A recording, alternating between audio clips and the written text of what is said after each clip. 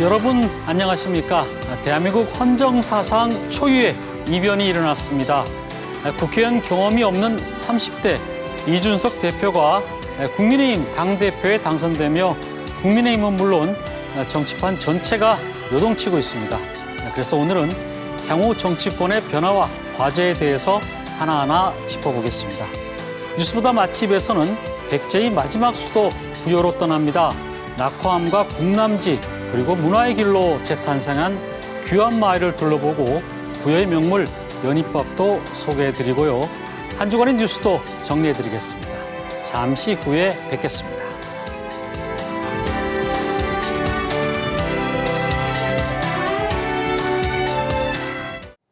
네, 뉴스 큐레이터 시선 첫 순서는 취재기자의 솔직한 토크, 취재기자의 솔까말입니다. 보도국 김철진 기자 나와 있습니다. 어서 오세요. 안녕하십니까. 자, 이번 주는 어떤 소식부터 살펴볼까요? 예, 먼저 부동산 불법 거래 의혹이 불거진 더불어민주당 12명의 의원들, 우리 지역에선 천안갑 문진석 의원의 부동산 명의 신탁 의혹이 불거졌는데 관련 뉴스로 먼저 보시겠습니다. 민주당이 권익위에서 전수조사한 부동산 투기 의혹이 나온 의원 12명의 명단을 공개했습니다. 부동산 명의 신탁 의혹 4명, 업무상 비밀 이용 의혹 3명, 농지법 위반 의혹 5명으로 민주당은 이들에 대해 자진 탈당을 권유했습니다. 수사 결과가 나오기까지 기다리는 것이 통상적인 절차지만 지방 의원들의 투기 의혹과 세종시 특별공급 특혜 논란 등이 불거지는 상황에서 국회의원들이 먼저 모범을 보여야 한다는 겁니다. 12명에 포함된 천안갑 문진석 의원은 부동산 명의 신탁 의혹이 나왔습니다. 자신의 이름이 아닌 다른 사람의 이름을 빌려 등기부에 기재한 뒤 실질 소유권을 행사하는 겁니다. 문 의원은 예산군의 농지를 지난 3월 지역의 영농법인에 팔았는데 영농법인 대표자가 형이라는 이유로 차명 보유를 의심받고 있다고 주장했습니다. 대금 역시 최근에 받았다며 아무런 문제가 없다는 입장입니다. 형제간의 거래이기 때문에 믿는 거잖아요, 서로. 언제 줘도 주는 거잖아요. 그래서 이제 그건 대금이 좀 늦어진 부분이 있지만 정상적인 거래였다. 문 의원은 탈당 권유는 가혹하지만 당의 입장은 받아들이겠다며 앞으로 수사 과정에서 적극 해명한 뒤 복당하겠다고 밝혔습니다.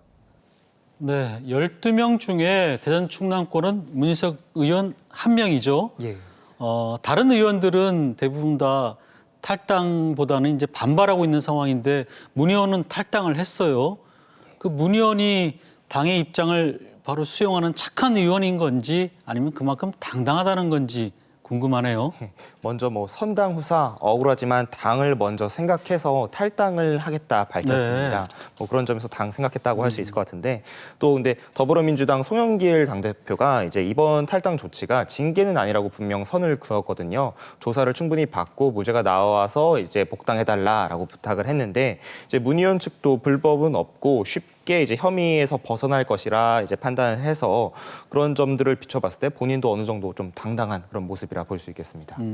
그러니까 털어도 특별히 먼저 날 게 없기 때문에 당당히 조사받고 복당을 하겠다 예. 이런 얘기인 것 같은데 문 의원의 혐의 중에 보면은 부동산 명의 신탁이라는 게 나오는데 이게 어떤 내용인지 좀 설명을 들어볼까요? 예, 부동산 명의 신탁이라 한다면은 땅에 대한 실소유는 자신인데 그 명의, 즉 그러니까 명의만 타인이 이제 가지고 있다라는 것이죠. 네. 이제 지금 문제가 된 땅이 충남 예산군에 위치한 1,800제곱미터 규모의 그 농지인데 이제 원래는 문 의원이 소유를 했다가 올 3월쯤에 이제 지역의 한 영농법인에 팔았고 그 대표가 본인의 친형인 것이 밝혀진 겁니다. 네. 그런데 이 대금이 땅을 주고 받았으면은 그거에 대한 대금이 왔다 갔다 해야 됐을 텐데. 그렇죠. 바로 이제 대금이 예. 왔다 갔다 해야죠. 그것이 여태까지 지급되지 않았었고 최근에 와서야 대금이 지급이 됐습니다. 논란이 이뤄지고 나서 이제 이러한 이유 등으로 네. 가족들에게 이름만 빌려준 명의 신탁이 아니냐라는 그런 의혹이 불거진 것이죠. 그러니까 이제 형한테 명의를 넘겼지만 실질적인 소유권은 문 의원이 가지고 있는 게 아니냐 이런 예. 의혹과 또 그 대금을 이 부동산 투기가 불거지고 난 이후에 이제 대금을 받은 부분에서 지금 논란이 된 것 같은데 그럼에도 문 의원은 왜 억울하다는 겁니까?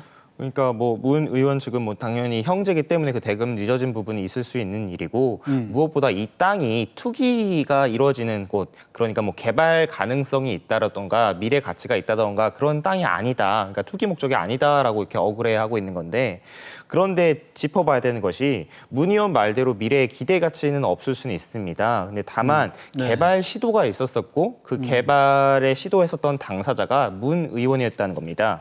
이게 무슨 말이냐면요. 문 의원이 이제 국회의원이 되기 전이 2016년 충남 일대에서 그 형제들과 폐기물 업체를 이제 사업을 했었습니다. 네, 원래 문 의원이 이제 국회의원 되기 전에 예. 뭐 도지사 비서실장도 했지만 그 전에 이제 사업도 했었죠. 예. 예. 이 업체가 2016년 당시 이제 주민 제한 이제 사업으로서 이제 예산군에다가 네. 이 문 의원이 소유한 땅 일대를 비롯해서 이 일대에다가 이제 폐기물 처리 시설 사업을 제안을 했습니다. 네. 하지만 이 계획은 예산군이 부적합하다고 판단을 내렸었고 결국 물거품이 최근에서 이제 확정이 된 건데 문 의원 말대로 앞으로 개발 기대는 없을 수는 있겠지만은 기본적으로 본인이 개발을 하려다가 못한 곳이라고 보는 게 맞을 것 같고요. 또 일부에서는 16년 당시 땅을 샀었을 때 농지로 활용한다고 샀었었는데 이곳이 개발을 하려고 했던 곳이 아니냐, 그런 점에서 농지법 위반이 아니냐라는 의혹을 제기하고도 있습니다. 아, 지금 구매한 땅이 그럼 과거에 폐기물 처리 사업을 한번 추진하려고 했던 그 땅인가요? 예, 그렇습니다. 조금 논란이 있을 수 있겠네요. 예. 폐기물 처리 사업을 하려고 했다면 사실 뭐 땅값이 크게 올라갈 수 있는 그런 뭐 기피 사업이다 보니까 그런 부분도 있고 본인은 또 억울하다고 또 얘기할 수도 있을 것 같고 예. 한편에선 개발 시도는 또 어쨌든 있었던 건 맞고 예. 자, 지금 이제 어쨌든 문 의원이 탈당을 했으니까 조사 결과에 따라서 잘못하면 복당을 하지 못할 가능성도 있습니까? 예, 민주당의 복당 전제는 무죄입니다. 이제 권익위 조사 결과는 사실은 뭐 말 그대로 조사고 또 의혹 단계이기 때문에 이제 수사기관에서 무혐의가 나오거나 혹은 이제 수사기관에서 기소를 하더라도 이제 네. 법원에서 무죄가 나와야지만 복당을 할 수가 있을 텐데 만에 하나 혐의의 실체가 조금 인정된다고 한다면은 지금 국민 정서상 이렇게 좀 민주당에서 선제적인 조치를 취했는데 복당하기는 좀 어렵지 않을까 예측됩니다. 네. 문 의원 같은 경우는 뭐 지역구 의원이기 때문에 탈당을 해도 예. 의원직은 계속 유지할 수 있는 거 아니에요? 그죠? 예, 그렇습니다. 네. 취재 기자의 솔까 말 들어볼까요?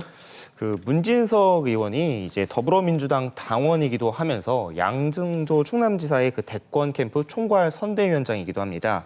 이번 수사의 결과 여파가 어디까지 미치게 될지는 한번 지켜봐야 될 것 같습니다. 네.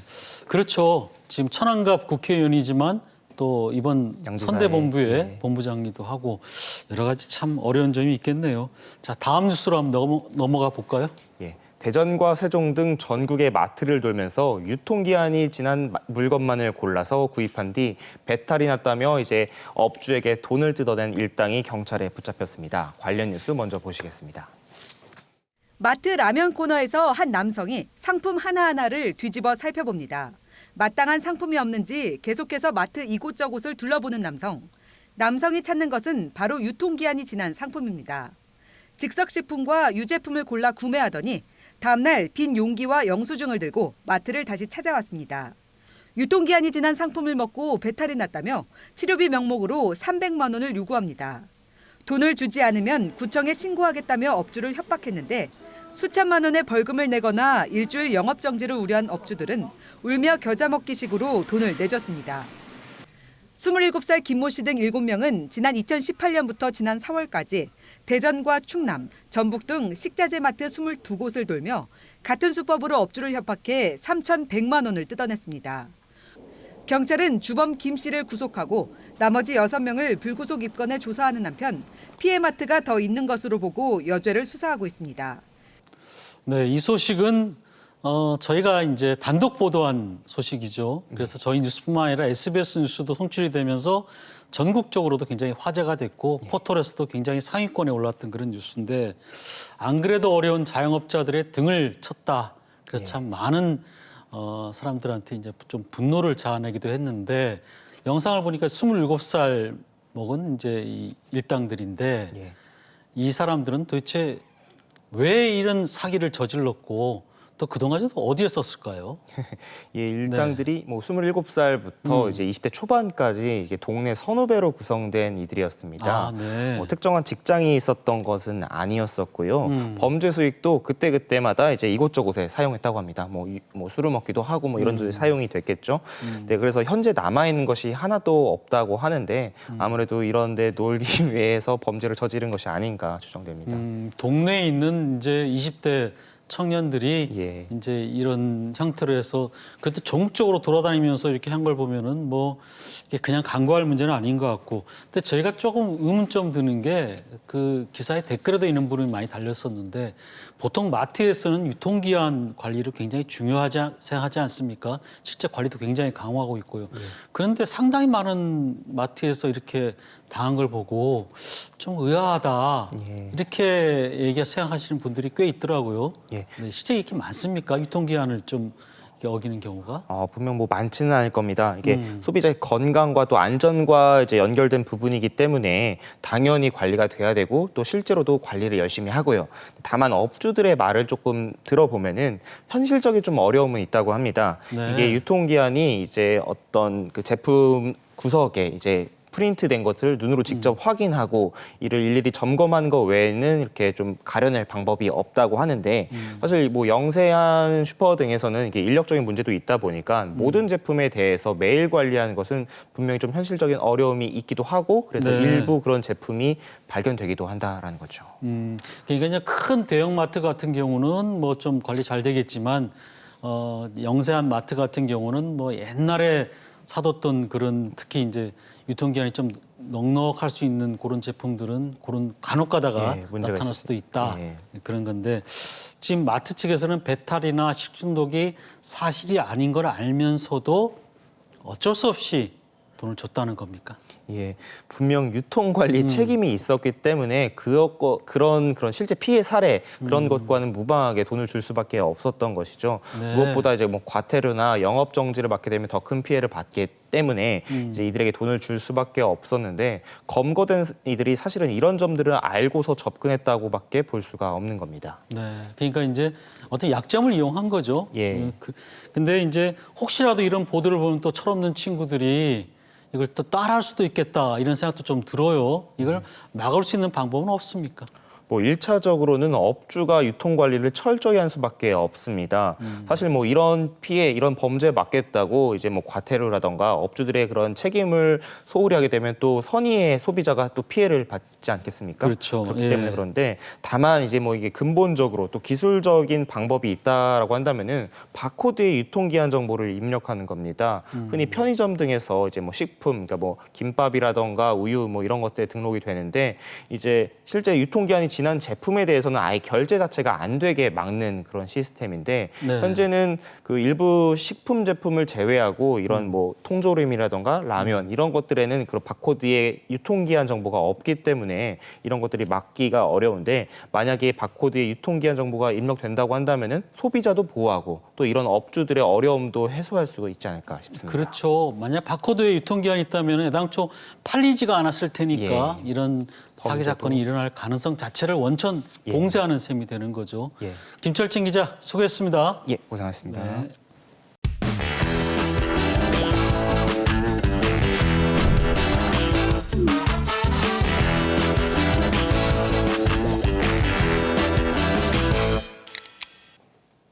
네, 레트로 뉴스와 음식 이야기를 전하는 뉴스보다 맛집 시간입니다.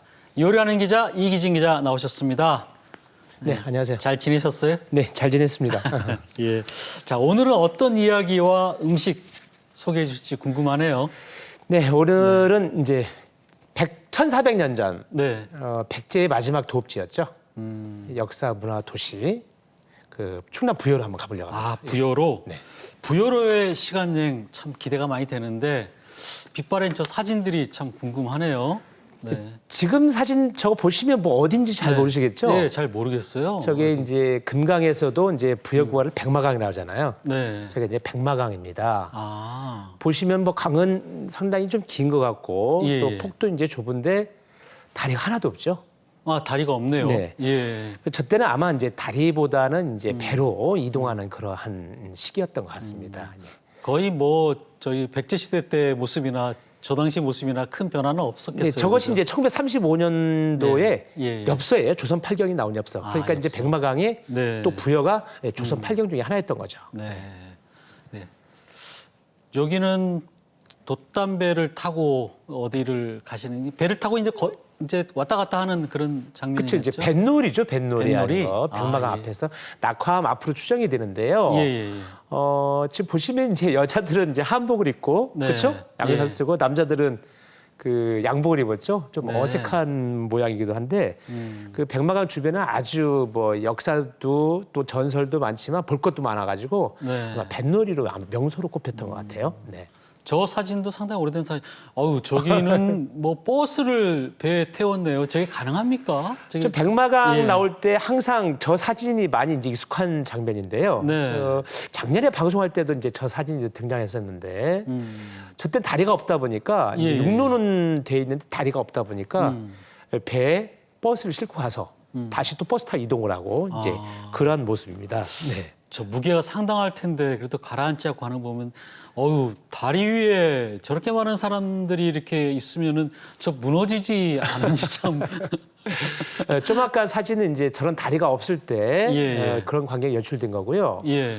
저거는 1968년도에 이제 백제교가 개통되는 모습인데 원래는 1939년도에 좀 이따 이제 화면에 보시겠지만 예. 규암에서 백제 읍내까지 예, 예. 다리가 있었어요. 아. 근데 이제 좁다 보니까 저거 이제 1968년도에 다시 확장해서 네. 개통하는데 너무 얼마나 큰 행사였던지 저렇게 사람들이 이제 많이 몰려서 이제 보고 이게 있네요. 다리 구경하려고 다들 모이신 거네, 그죠? 네네네. 저 사진도 강변에 꽤 많은 사람들이 저기 모여 있네요. 예, 저게 이제 뭐냐면 백제 문화제 때 열린 네. 수륙제입니다. 수륙제.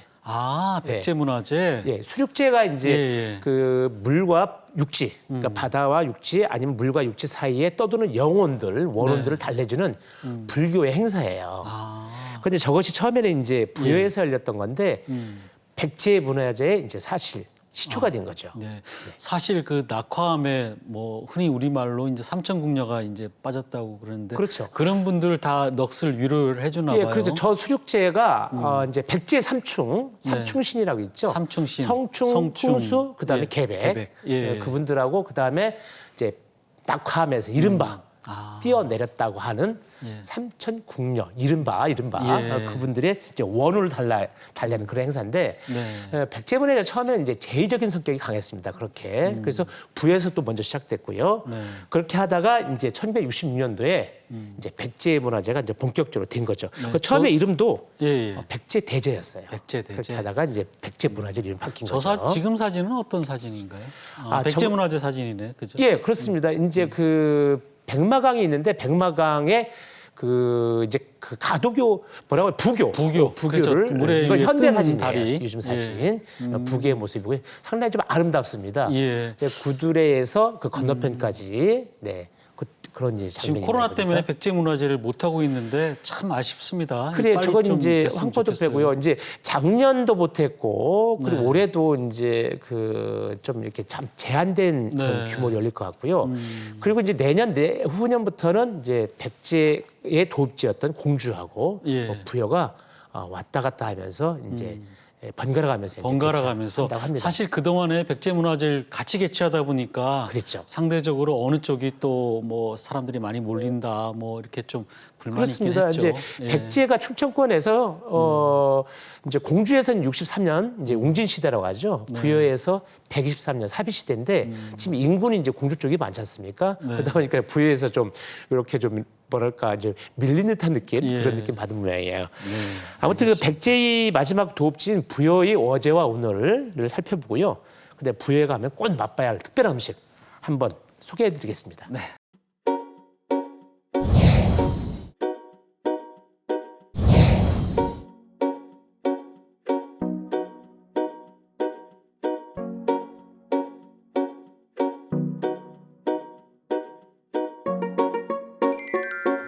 비 오는 날 백마강에서 유람선 타는 것도 아주 운치가 있네요.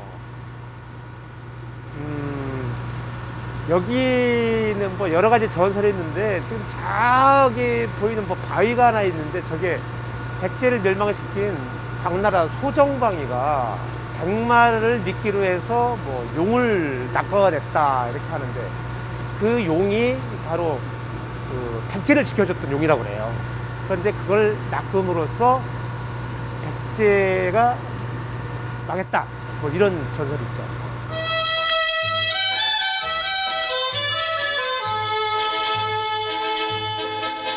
백제문화재는 전쟁의 상처가 가시기 전인 1955년부터 백제 대제라는 이름으로 시작됐는데요. 처음에는 백제 망국의 원혼을 위로하는 제적인 성격이 강했습니다. 그러다 1965년 제11회 때부터 백제문화재로 이름이 바뀌고 국가적인 행사가 됐습니다. 지금 낙함에 도착했는데요. 조선시대 때 경복궁에 가장 궁녀가 많을 때 600명이었다고 합니다. 그런데 조선은 백제보다 인구나 경제 규모가 50배 이상이었다고 그러는데 그러면 100명 이상 있었을까요? 그러니까 역시 패망의 역사를 그렇게 주장을 했는데 최근에 부여군에서 왜곡된 백제 역사를 다시 바로잡기 위해서 여러 가지 작업을 하고 있다고 합니다.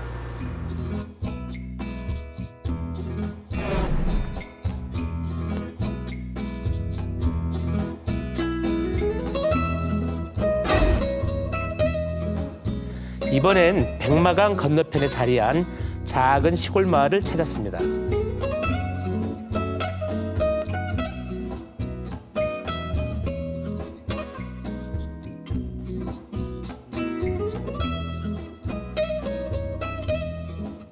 옛날에는 여기가 이제 배가 들어오던 시절에 포구였던 시절에는 굉장히 사람도 많고 가게도 많고 그만큼 번화했던 곳인데 이제 그 사람들이 모두 떠나면서 포구가 기능을 잃으면서 이제 비어진 거죠. 온통 비어진 마을에 저희가 하나하나 이런 문화적인 시설을 넣고 있는 일들을 하고 있어요.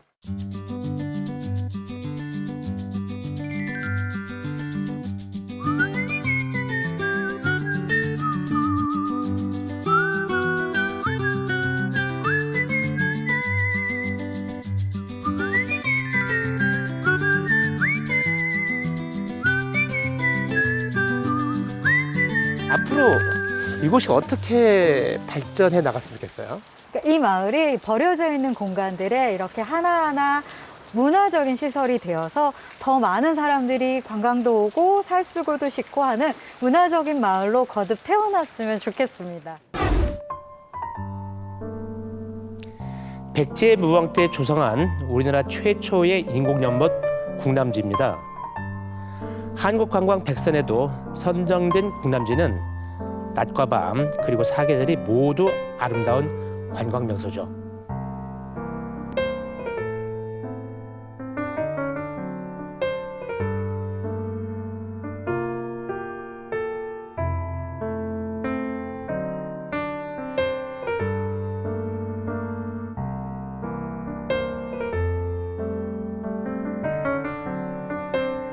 원래 이곳에는 이렇게 그 연이 없었어요. 근데 2000년대 초반 그때부터 여기 심기 시작했죠. 그래서 뭐 백년, 수련, 그다음에 가시연 등 50여 종이 너무 화려하게 핍니다.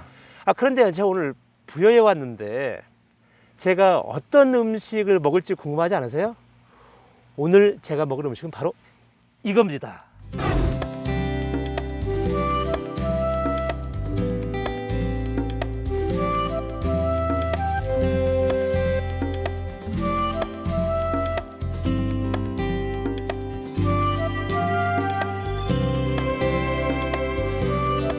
식당에 왔습니다. 백제 맛 그 음식을 먹기 위해서 왔는데요. 자, 연잎밥이에요.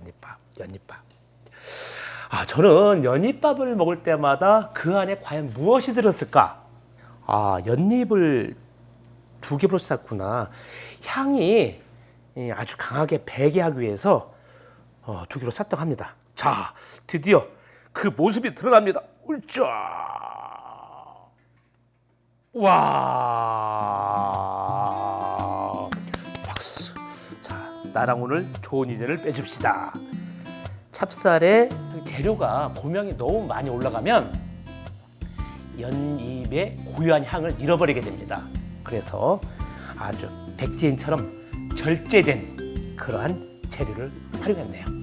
자, 그렇다면 가만 있어봐. 이런 것도 또 있구나. 보니까 연근전, 연근 샐러드, 무순 올라갔고 아기순 올라갔고 정말 먹음직스럽지 않아요?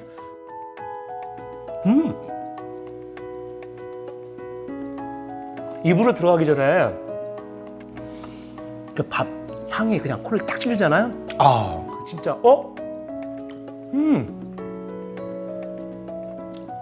향이 그렇게 강하진 않은데 다른 연잎밥보다 훨씬 강합니다. 씹으면 씹을수록 왜 우리가 일본에서 스시를 먹으면 밥알 사이에 왜 그 단초밥 뭐 설탕하고 식초 맛이 나잖아요. 씹으면 씹을수록 밥알이 분리가 되면서 연잎향이 그대로 입안에 확 퍼지는 게 제가 마치 국남지 연지에서 그 가운데에 앉아 있는 것 같은 그런 느낌 받아요.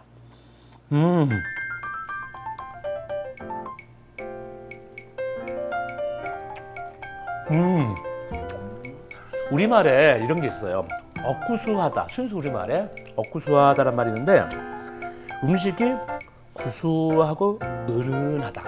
그리고 은은하고 구수하다는 뜻인데 그 말에 딱 어울리는 그런 밥이네요.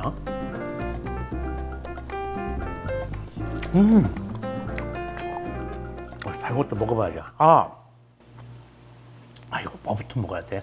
이건 색깔도 예쁘고, 이건 모양이 예쁘고. 모양부터. 자, 연근전입니다. 연근전. 이거 따뜻하네요. 따뜻하고.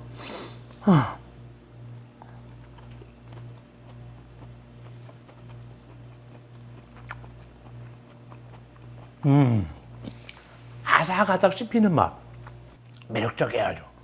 자, 이거 잠깐만. 그럼 이번에는 이거 진짜 이거 연근이 왜 이렇게 예뻐? 색깔.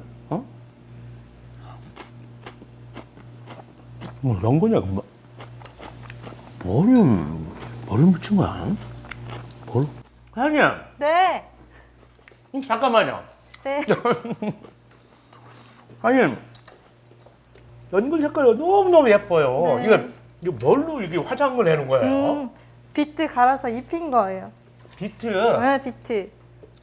이게 연잎밥이 왜 스님들이 먹는 음식이었다, 뭐 사찰 음식이었다 그러잖아요.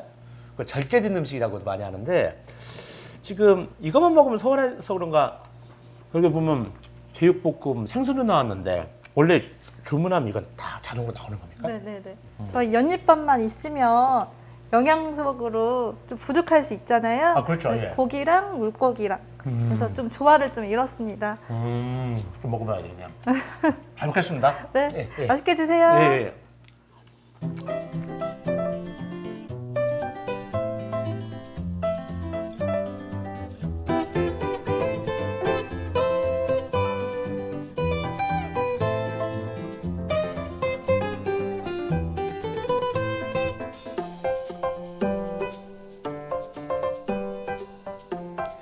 천년의 역사와 자연, 사람이 공존하고 단아한 백제의 기품이 어린 연잎밥까지 시간의 한계 속에서 은은하게 빛나는 그곳은 부여입니다.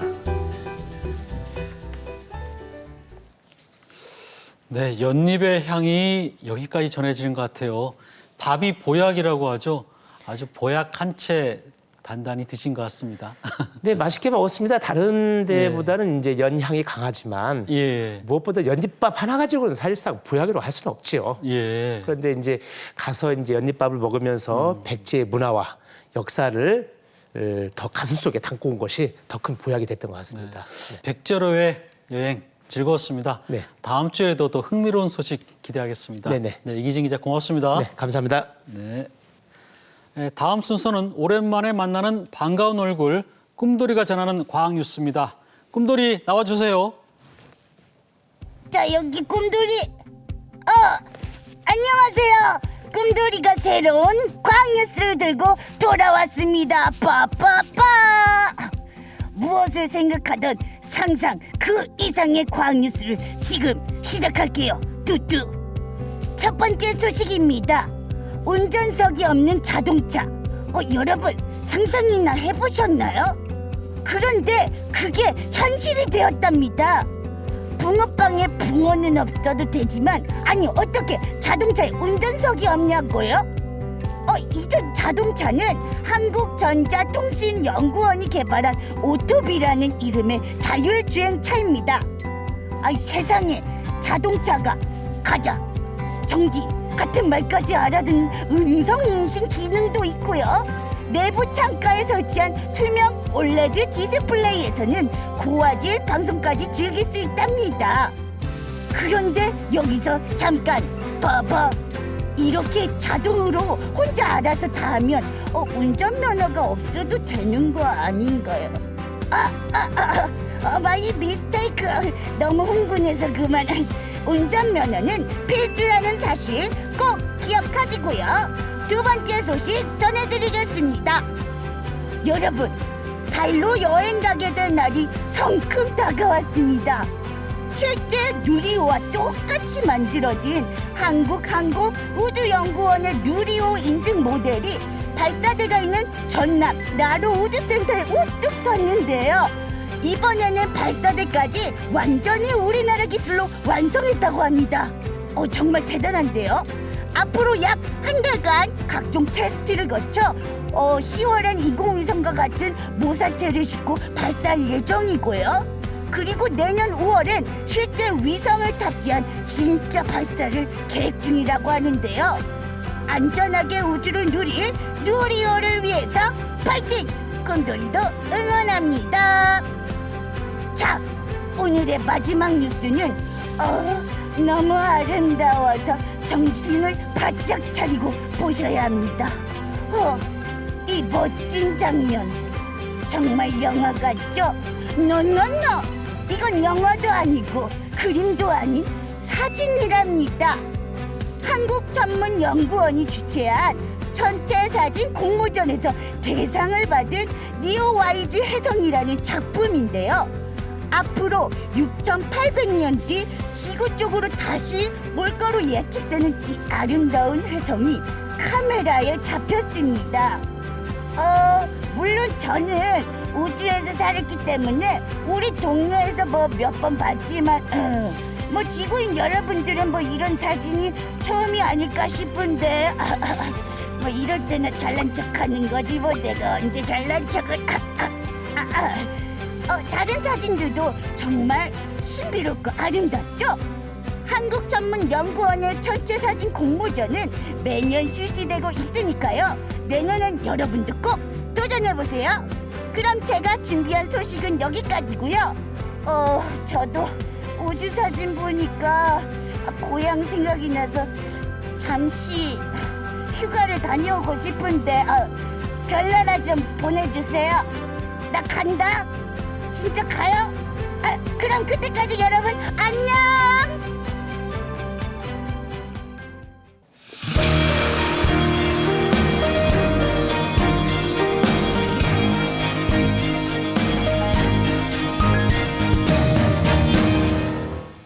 네, 앞서 말씀드린 대로 대한민국 헌정 사상 초유의 이변이 일어났습니다. 국민의힘 이준석 당대표가 선출되면서 국민의힘은 물론 정치권 전체가 요동을 치는 상황인데요. 세대 교체가 이루어졌다는 긍정적 평가와 함께 또 남겨진 과제도 만만치 않은데요. 최창렬 정치평론가와 함께 앞으로 정치권에 과연 혁명이 시작될지 하나하나 짚어보도록 하겠습니다. 안녕하세요. 네, 안녕하세요. 네. 우선 이준석 국민의힘 당대표의 당선 소감부터 먼저 들어보고 이야기 이어가도록 하겠습니다. 당대표로 이준석 후보. 이 신임 대표는 최종 개표 결과 43.82%를 얻어 37.14%를 얻은 나경원 후보를 꺾었습니다.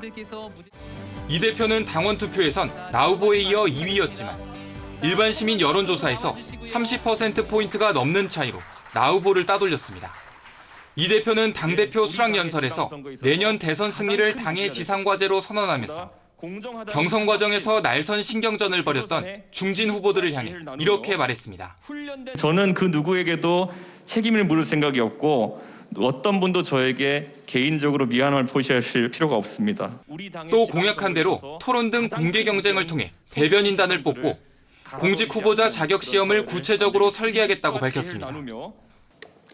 네, 이준석 대표가 첫 이제 당선 소감이죠. 대표 네. 당선 소감을 보면은 당의 좀 화합을 강조하는 것 같고 또 그 여기는 안 나왔지만 뭐 비빔밥 사례를 들면서 공존의 길을 찾겠다 뭐 이런 얘기도 했던데 최 교수님은 이준석 대표가 될 거를 미리 예상하셨습니까? 네, 어떻습니까? 뭐 저뿐만은 아니겠습니다만 네. 예상을 했습니다. 저는 한 번도 이준석 후보가 떨어지라는 생각을 해본 적이 없어요. 네. 이 당심과 민심의 괴리는 좀 있는데 오늘 결과도 보면은 나경원 후보가 선거인단 투표는 좀 이겼어요. 네. 이겼는데 이제 압도적으로 여론조사에서 이제 이 대표가 이 후보가 됐단 말이죠.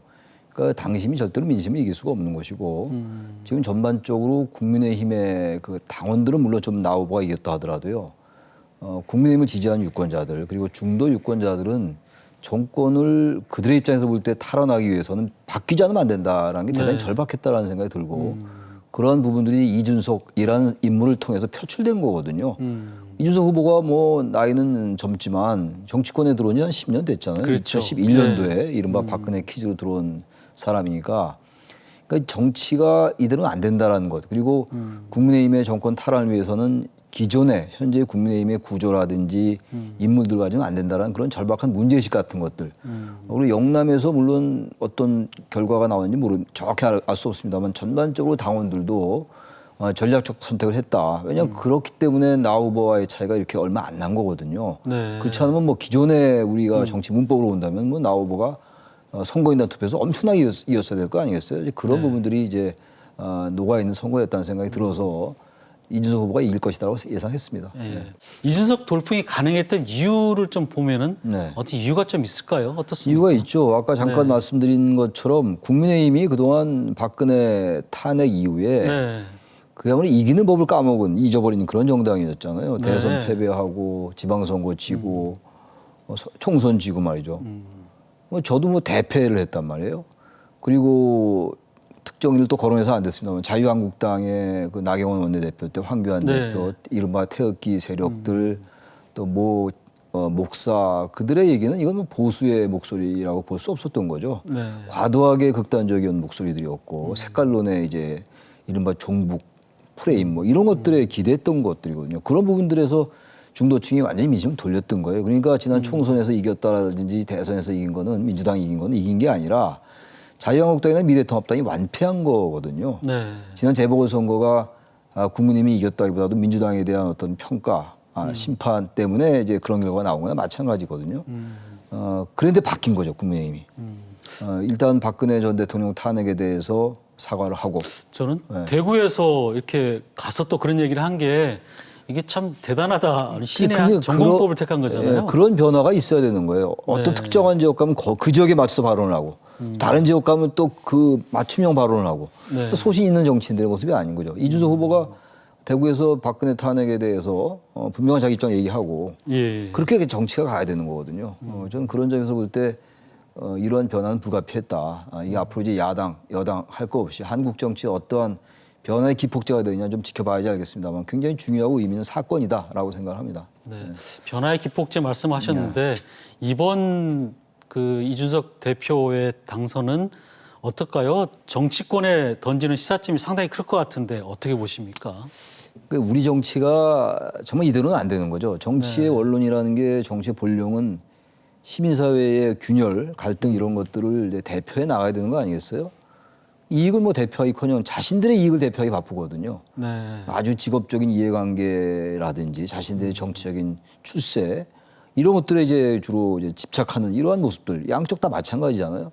더 이상 보수와 진보적 의제라는 게 별로 의미가 없어질 정도의 한국 정치 얼마나 사람들이 식상합니까? 그런 부분들이 이제는 서서히 깨져나갈 때가 되지 않았는가. 시대의 변화라는 게 분명히 있는 거거든요. 그런 하나의 상징적인 어떤 모습을 표출하는 사건이다라고 봅니다. 일단. 네. 네, 저희가 그 투표 전에 네. 충청권 연설의 영상을 준비했는데 먼저 보고 토론 이어가도록 하겠습니다. 신구 세대 간 대결로 더욱 관심을 모으는 국민의힘 당대표 후보자 대전, 세종, 충남 합동 연설회.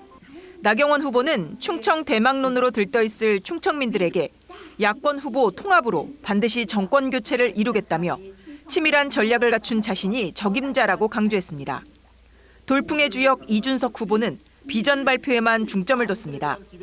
공교육 강화를 통해 공정한 경쟁을 이루고 학생들이 물고 태어난 수저의 색깔과 상관없이 같은 출발선에 설 수 있도록 기회의 평등 사회를 이루겠다고 약속했습니다. 주호영 후보는 충청 대망론을 충청 현실론으로 만들겠다며 다만 영남의 전폭적인 지지가 필요한 만큼 당대표는 자신이, 대선 주자는 윤석열 등 충청권 인물을 내세워 정권 교체를 이루자고 말했습니다. 영상을 보면은 주호영, 나경원 후보는 주로 충청 대망론, 그 충청권 대표 주자를 키우겠다 이렇게 얘기를 했는데 이준석 후보는 당시에 별로 큰 관심을 보이지 않고 뭐 교육에 대한 얘기만 했어요. 근데 한편에서는 이준석 대표가 이제 유승민 의원과 상당히 친분이 있지 않습니까? 전 의원과. 그러다 보니까 유승민계란 뭐 얘기도 있고 과연 이 앞으로 이제 대선 후보 경선 과정을 좀 공정하게 할 수 있느냐 이렇게 또 사실 공격도 많이 받았는데 어떻게 보십니까? 이게 혼자서 대표 혼자서 특정 정치인을 밀 수가 없을 거예요. 네.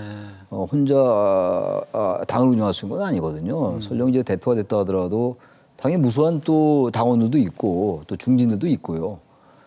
그래서 유승민계라는 걸 과도하게 강조를 많이 하는 것 같더라고요. 이번에 나경원 후보가. 저는 그런 전략이 설령 나중에 패배할 때 패배하더라도 일단 변화 혁신 이런 쪽에 또 의제나 이런 걸 가지고 이제 겨뤘어야 되는 건데 막말 프레임 그리고 뭐 유승민계 개판 논쟁 이런 부분들이 오히려 전 여론에게는 별로 안 좋은 평가를 받은 것 같아요. 당원들에게는 뭐 어필하는 면이 있다 하더라도 충청권 관련해서도 우리나라 정치는 이제 영남 가면 영남 얘기, 호남 가면 호남 얘기, 뭐 그것도 일정 부분 필요합니다만 기회의 평등 공정한 사회 이런 걸 얘기했거든요.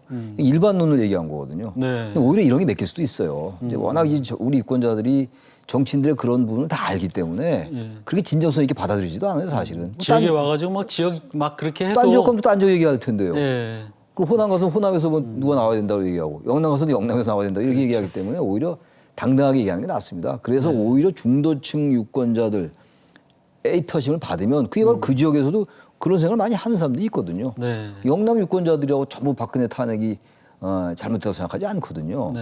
그러니까 우리 이제 진짜 그런 정치의 고정관념. 아까 이준석 대표도 그런 얘기를 하더라고요. 스테레오 타이핑을 바꿔야 된다. 고정관념을 바꿔야죠. 한국 정치에 있어서. 단지 이제 이준석 후보 대표에게 좀 이제 걱정스러운 건 기회의 평등이라고 얘기했는데 이런 게 하나 있는 것 같아요. 네.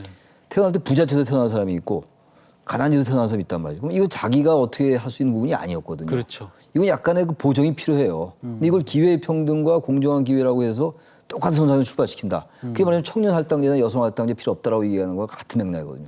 이런 것들은 좀 토론이 필요하다, 논쟁이. 실제 민주당에서는 이준석 후보의 그런 얘기들에 대해서 타고날 때부터 결핍된 상태에서 나온 사람들에게 조금 더 혜택을 주는 게 그게 오히려 더 공정하지 않느냐 또 이렇게 얘기하는 경우도 있긴 있습니다. 근데 지금 이준석 그 대표의 또 한 가지 이제 얘기 나오는 게 그 김종인 전 비대위원장 문제인데요. 네. 사실 본인도 이제 토론회 과정에서 김종인 전 비대위원장을 다시 모셔오겠다 이렇게 얘기한 적도 있고 어떻게 보십니까? 실제로 올 가능성도 있다고 보십니까? 그래서 김종인 비대위원장은 뭐 국민의힘에 돌아오지 않겠다라고 얘기했는데 본인은 아무튼 킹메이커가 되고 싶어하는 것 같고 최근 윤석열 전 총장과의 관계도 뭐 말이 많이 왔다 갔다 했잖아요. 검사가 되는 일이 없을 거다. 바로 대통령이 되는 일이 동서고금이 없다라고 얘기한 다음에 또 그런 의미가 아니라고 또 이제 부인했단 말이죠. 그러니까 김종인 비대위원장, 전 비대위원장도 만약에 제3지대 정당이 여의치 않는다면은 국민의힘에 못 들어올 이유도 없죠. 단지 김종인 위원장이 보기에는 국민의힘이 아직도 물론 지난 재보궐선거 이겼습니다만 잘 바뀌지 않았다고 보는 것 같아요. 근데 만약 이준석으로 대표되는 그러한 당내 분위기나 문화가 바뀐다면 김종인 위원장이 그러한 것들을 명분으로 들어올 수도 있죠. 이제는 국민의힘이 해볼 만하다. 그래서 윤석열도 들어와라. 그렇게 한다면 좀 게다가 당대표인 이준석 대표가 그런 의지를 갖는다면 단 전제가 있는 거죠. 국민의힘이 과거에 이른바 꼰대 정당, 보수 정당, 영남 정당이 아니란 전제가 쓴다면 그런 판단이 있다면 들어올 수 있다고 생각합니다. 그 판단이 아닐 전제하에서 이제 들어올 수 있다. 근데 그걸 명분으로 삼겠죠 이제. 그 사실 김종인 전 비대위원장이 말씀하셨듯이 이제 윤석열 전 검찰총장에 대해서 최근에는 좀 비판적으로 얘기를 많이 그렇습니다. 하면서 이 사실 국민의힘 현재 상태에서 국민의힘을 보면은 뚜렷한 대권 주자로 앞서가는 분이 없어요. 그렇다면 결국은 뭐 윤석열 전 검찰총장이라든지 뭐 안철수 국민의당 대표라든지 이런 분을 영입할 수밖에 없을 것 같기는 한데 이준석 대표 체제에서 과연 이게 어떻게 전개될지 그것도 사실 궁금해하는 분들이 많습니다. 글쎄요, 이제 국민의힘이 정권을 다시 찾기 위해서는 현재 뭐 현실적으로 현 단계에서는 당내 주자들의 지지율이 거의 아주 미미하잖아요. 그렇죠. 윤석열 지금 총장, 전 총장은 뭐 지지율이 1위가 거의 나오는 경우가 많더라고요. 요즘 보니까 이재명 지사를 앞서는 것도 있고 뭐 그렇지 않은 것도 있습니다만 그렇다면 어떻게든 같이 이제 포용해가지고 같이 가는 수밖에 없어요. 당내 경선을 통해서 하든 뭐 외부에서 윤 총장이나 이런 사람들이 세력을 키워서 국민의힘과 합당을 하든 그거는 뭐 방법론의 문제인데 그것을 어떻게 관리하느냐가 이제 당대표에게 주어진 가장 중요한 이제 과제겠죠. 근데 거기서 여러 가지 이제 갈등도 생길 것이고 불협화음이 있을 겁니다 아마. 그러나 중요한 거는 이제 국민의힘 입장에서 볼 때는 정권을 획득하기 위해서는 어쨌든 공정한 경선을 치른 수밖에 없어요. 당내 인사라고 해서 어떤 뭐 프라이어리티를 줄 이유도 없을 것이고 이제 그걸 어떻게 잘 해내느냐가 이준석의 리더십의 하나의 시험대가 될 수가 있겠죠. 시험대가 될 수 있다. 이준석 대표가 그 되고 난 다음에 얘기한 걸 좀 들어보면은 뭐 윤석열이라든지 이런 분들 영입을 위해서 일부러 국민의힘 내부에 이런 뭐 경선 일정이라든지 스케줄을 뭐 연기하거나 그러지는 않겠다. 또 이런 얘기를 한 거 보면은 참 어떻게 이제 조율할지가 좀 주목되긴 합니다. 오히려 저는 이제 연령으로 볼 때 지금 얘기되는 이제 야권 주자들 뭐 윤석열, 뭐 김동연, 무슨 최재형 감사원장까지 얘기가 많이 되고 있더라고요. 그분들 다 60대들이에요, 다. 그리고 이제 이준석 대표는 뭐 30대. 그러니까 연령으로 볼 때 이제 청년과 장년의 조화라고 볼 수도 있고, 전 세대 교체 플러스 세대 연합 같은 걸 할 수가 있지 않을까 국민의힘이. 과거의 그 어떤 그 틀에 막힌. 그런 개념 말고 젊은이들이 당에 뭔가 이제 목소리를 내기 시작하고 반성도 하고 말이죠. 그렇게 된다면 국민의힘이 완전히 바뀌는 거죠. 그러니까 우리 머릿속에 있는 국민의힘은 색깔론, 종북 프레임 불과 몇 년 전만 해도 그래서 민주당이 압도적으로 이길 것이다. 다음 대선도 그런 전망이 지배적이었잖아요. 근데 이게 바뀐 거예요 지금. 지난 3월 말까지만 해도 서울, 부산 재보궐선거에서 민주당이 이길이라는 전망이 많았거든요. 그렇죠. 근데 완전히 참패했지 않습니까? 근데 그런 변화에 올라타지 못하면 지는 거거든요. 그러니까 민주당도 아마 바뀔 겁니다. 아마 이대로 대선 치르기 어려울 거예요. 민주당이 그 친문에 갇혀서 여전히 진영 논리에 갇혀 있는 모습이 많이 보이거든요. 검찰 인사도 그랬고 또 공수처 수사를 또 윤석열 총장을 또 하는 것도 그렇고 말이죠. 이미 무혐의가 난 사건들이기도 한데 뭐 법원에서 난 건 아니라 하더라도 그런 점들이 유권자 중도층 유권자들이 보기에는 이 국민의힘에서 이렇게 어마어마한 일이 일어나고 있는데 지금 대사건이 일어나고 있는데 여전히 지금 검찰개혁, 뭐 조국의 시간 이런 걸로 있다면 대선 칠 수 있겠어요? 그래가지고 글쎄요. 민주당 입장에서 상당히 충격을 받은 것 같기도 하고요. 또 민주당 내에서도 또 이런 변화가 또 많이 일어날 것 같기도 해요. 그렇습니다. 민주당은 일어나요. 전 기대도 하고 가능성이 충분히 있다고 생각합니다. 지금 이제 이번 이준석 대표 이제 당선되는 걸 보고 전략적 선택을 했다 이렇게 얘기들을 많이 하시더라고요. 그렇죠. 그리고 실제로 이제 교수님도 조금 전에 이제 조금 비슷한 얘기를 하셨는데 대선 후보와 당 대표와의 전략적 선택을 절묘하게 했다. 이게 저는 어떤 의미로 좀 받아들여야 될지. 그런 거죠. 이제 영남 정당 그게 이제 국민의힘이 처한 가장 그 아킬레스건이거든요. 특정 정당, 특정 지역. 그건 사실 민주당보다 또 약간 심한 정도일 수 있어요. 그런 점을 어떻게 깨느냐의 문제거든요. 영남 유권자들도 자꾸 이제 영남은 보수적이다, TK, 뭐 그게 완전 우리 일반인들에게도 그게 머릿속에 박혀 있는 고정관념 비슷하게 됐거든요. 사실 대구에 있는 분들, 경북에 있는 분들이 다 그렇지 않거든요. 그런 분들이지만 스스로가 바뀌어야 된다는 그 나름, 그 지역 나름 또는 당원 내부에서의 집단 지성 같은 것. 좀 그런 게 발동하리라고 봐요. 민주당 같은 경우도 호남의 전략적 선택을 우리가 많이 얘기하잖아요. 영남이라고 그런 선택하지 말라는 법이 있습니까? 이제 이대로는 안 된다는 생각을 하겠죠. 계속 이렇게 지고 지난 재보궐선거에서 희망을 봤던 거죠. 아, 이 정치적 효능감이 생기는구나, 바뀌니까. 그러한 게 이번에 이준석 바람을 일으키게 했던 것 아니겠는가. 게다가 이제 외부에서 윤석열 지지율이 계속 오르고 그게 약간 당 안팎에서 이렇게 계획을 해가지고 뭐 전략적으로 뭐 조율한 건 아니라 하더라도 결과론적으로 시너지 효과를 좀 일으킨 거라고 생각을 해요. 그러니까 윤석열이나 이런 기존의 국민당 후보들이 가지지 못한 부분, 특히 이제 30, 40대, 20, 30대 이런 젊은 층에 이제 어떻게 힘을 좀 받을 수 있는 그런 측면도 있겠네요. 그런 가능성을 본 거죠, 이제. 네. 지금 사실 이제 앞으로 당이 어떻게 바뀔지가 제일 궁금해요. 알다시피 이제 이준석 대표는 국회의원도 해본 적도 없고 또 30대고 제가 알기로는 김기현 원내대표는 62세로 알고 있는데 그렇죠. 아버지별 되는 분하고 이제 또 얘기를 계속 해야 되고 또 일각에서는 국회의원들은 야 국회의원도 안 해봤는데 뭐 네가 뭘 아냐 또 이렇게 얘기하는 분도 있을 것 같기도 하고 당이 어떻게 바뀔지 좀 궁금합니다. 글쎄요, 지켜봐야죠. 이제 뭐 아무래도 이제 60대가 주류니까 50, 60대가 주류인데 30대의 당대표, 게다가 국회의원 경험이 전무하고 국회 들어온 지 오래됐단 말이에요. 10년 됐는데 국회의원 출마도 3번이나 했고 그랬는데 저 이제 당대표도 그렇고 이제 국민을 대표한다는 개념이 좀 바뀌어야 될 것 같아요. 자꾸 제가 강조하는 게 국민의 대표인 국회의원은 시민사회의 이익을 대변해야 되는 거거든요. 근데 언제부턴가 국회의원은 특권층처럼 되고 또 의원 당선을 통해서 일약 그냥 인생 반전을 도모한 이런 걸로 되는 건 정치가 반정치인 거예요. 그건 그 정치가 그건 엔티폴리틱스인 거거든요. 그러니까 당대표도 꼭 국회의원이 하는 법이 없어요. 근데 당대표는 뭐 다음에 대권 주자 뭐 이런 식으로 하고 이게 말하자면 국무총리, 국회의장, 뭐 당대표, 장관 그런 정치는 전 좋은 정치가 아니라고요. 그분들이 뭐 능력이 나쁘다는 게 아니라 뭔가 국민을 대표해서 우리의 친근한 대표일 뿐인 거예요. 그렇게 바뀌어 나가야 되거든요. 우리 정치 유난히 그게 안 되는 정치. 다른 나라 모습 뭐 젊은 사람들이 많이 마크롱 얘기는 뭐 워낙 많이 하는 얘기고 뉴질랜드, 핀란드 이런 경우도 그렇고. 근데 우리나라 정치가 여전히 대단히 권위적인 거죠. 그런 점에서 볼 때 국민의힘이 바뀔 수 있다고 생각해요. 이번에 국민들의 여론으로 확인이 된 거 아닙니까? 압도적으로 지금 이준석 대표가 지지를 받았잖아요. 그래서 그건 민주당도 그렇고 국민의힘 내부에 있는 기득권 중진들도 그렇고 꼭 배지를 달았던 사람들이 다 했잖아요. 여태까지. 뭐 잘했습니까 정치? 그럼 이제 공부 방법을 한번 바꿔볼 필요도 있죠. 그게 교체라는 거 아닙니까? 바꿔질 것이다 보시는 거. 한국 정치판 마지막으로 지금 세대 교체가 지금 일단은 이루어졌습니다.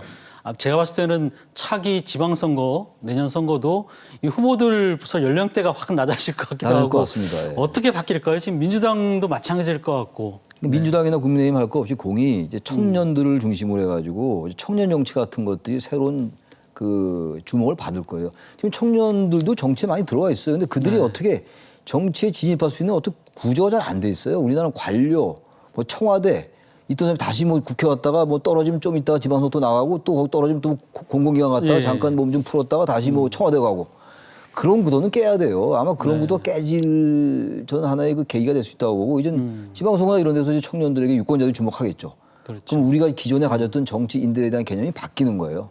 엄청난 특권층이 아니라 우리 옆에는 우리 친구들이 이거 서민들이다. 선배 후배 친구다 이렇게 가야 되는 거예요. 그게 맞는 정치고 꼭 영선이라도 대표될 수 있는 거고 그렇죠. 꼭 대표는 몇 선이 돼야 되고 장관도 했어야 되고 국무총리 했어야 되고 그런 기득권 정치 그거를 이제 국민들이 싫어하는 거거든요. 그런 것들에 대한 하나의 반영이 이번에 이준석 현상으로 나타나는 것이 아니냐라고 생각합니다. 한마디로 이제 이런 기존의 편견, 뭐 이런 스테레오타입, 뭐 이런 것들을 다 이제 깨치게 될 계기가 될 것 같고 민주당도 좀 변화가 클 것 같죠. 변화가 있어야 될 것 같은데 일단 뭐 여러 또 기득권의 반발도 있는 것이고 하루아침에 일어나는 것도 아니기 때문에 민주당도 그렇고 국민의힘도 그렇고 이제 좀 변화하기를 뭐 기대하고 바라는 수밖에 없죠. 네, 알겠습니다. 아유 오늘 좋은 말씀 감사드립니다. 네. 징검다리는 물의 흐름을 막지 않으며 왼쪽 오른쪽 자유롭게 시냇물을 건너가게 해주죠. 이준석 국민의힘 당대표가 부디 물의 흐름을 거스르지 않고 자유롭게 소통하는 새 시대를 열어주기를 바라면서 오늘 뉴스 큐레이터 시선 마치겠습니다. 함께해 주신 여러분 고맙습니다.